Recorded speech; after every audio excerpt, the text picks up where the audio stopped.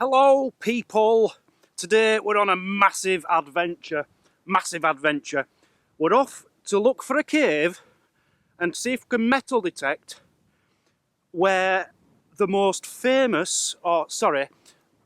prolific cannibal and serial killer of all time lived. We're talking about Sawney Bean. When I come down from Liverpool, the day was dull and bleak. I met an old seafaring man, his name was Jack McTeague.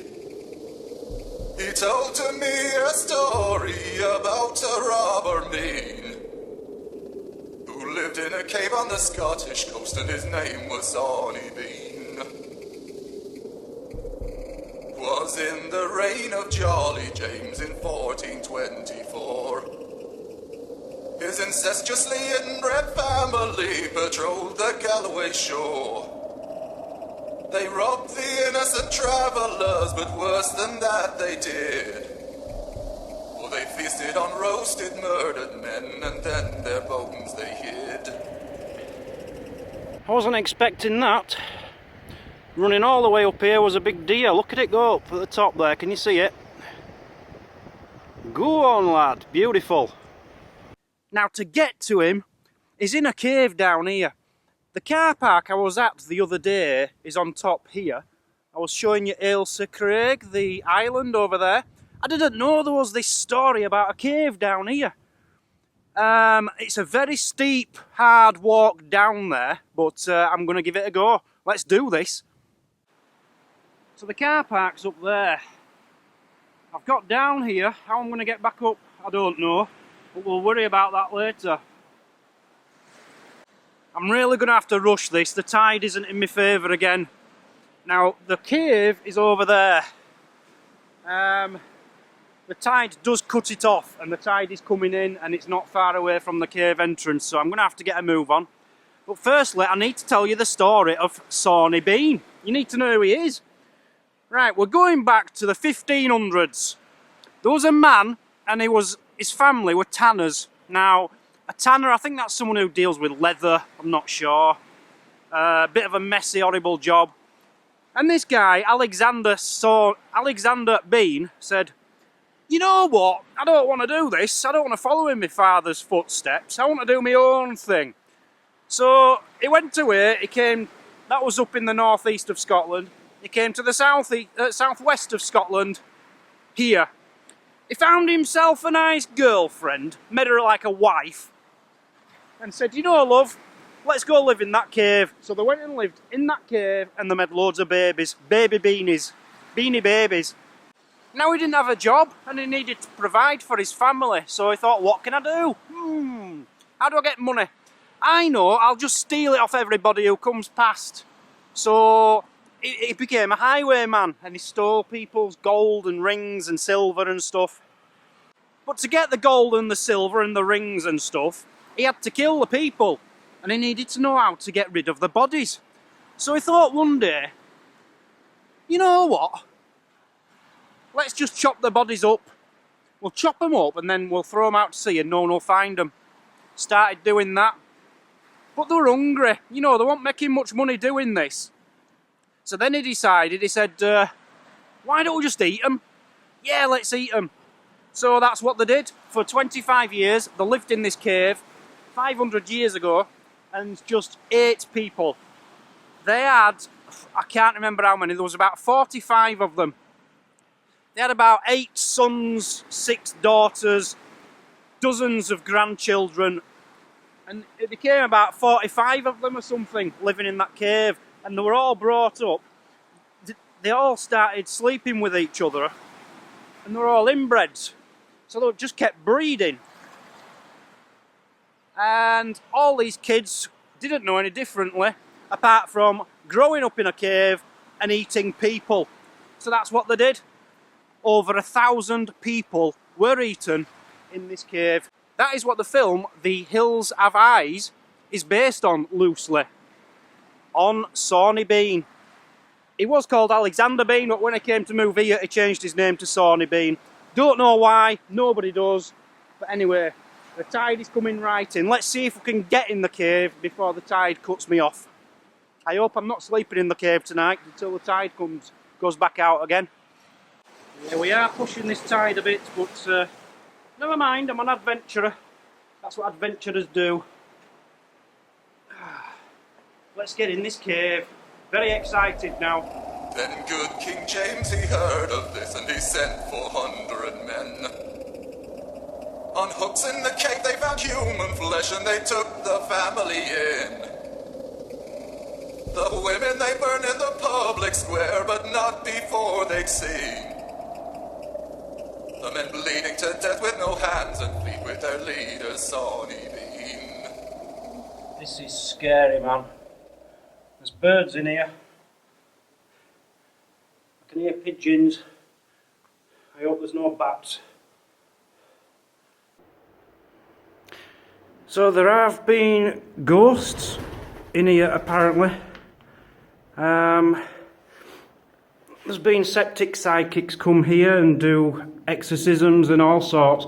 Apparently it's all the victims who are in here, not the family. The ghosts, I mean. So people come here a lot of kids come here, I'm sure. There's a lot of graffiti on the walls just to ruin everything. But this cave goes on and on and on. Apparently it could go on for up to a mile into the cliff. Oh.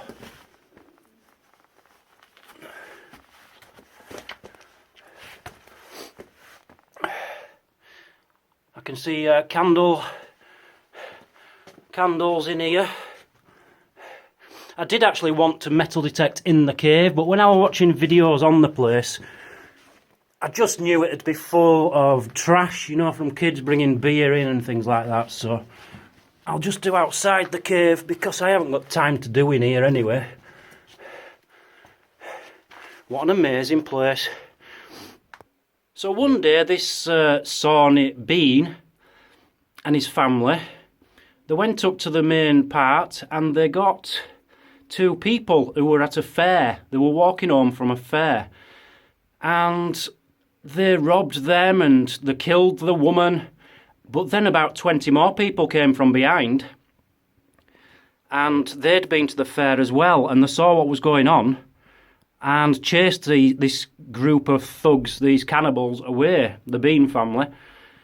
So anyway, word went to the king, King James, and King James sent an army of 400 people, soldiers, to find this family, and they tracked them down to this cave, took them all to Edinburgh and executed them. They didn't even give them a trial. They didn't think they were worthy of a trial. So innocent until proven guilty doesn't mean anything, or it didn't back then for the Bean family. It is said that when these soldiers came in here, there's loads of different tunnels. There'd be like one room, one little cave full of like body parts hanging off the wall. Apparently it was a very gruesome sight. You'd have like arms in one part and legs in another and heads in another and skeletons in another. I'm not sure how much further I'm going to be able to get in here because I'm a bit worried about... Hey up, it stopped. It stopped. It stopped. So it's a lie. It doesn't go on for like a mile like it said. Unless I've missed a turning. Although there is another story which says the soldiers found this family and they didn't take them and behead them all and execute them all. They actually just blew up the cave and they were all stuck in there. So maybe they're the other side of this wall. I'm doubting it, but you never know. In fact, there is another entrance down there, a very skinny one. So maybe it does go on for a mile. I'm certainly not going to be going down there to find out because my hat won't fit down there. There is a true to life story for sure of a guy who did live in a cave just up the road, about 2 miles around the corner of this bay. A guy who was born in, I think, about 1911. Died in the 1980s, I think. In his 70s. I'm sure he were in his 70s when he died. And he was a tramp living in a cave. And people used to go to him and try and give him things. He'd never accept anything. He was a very proud man, and if you wanted to give him anything, he basically just had to leave it, and he'd wait till you went, and then he might take it later on when there's nobody around.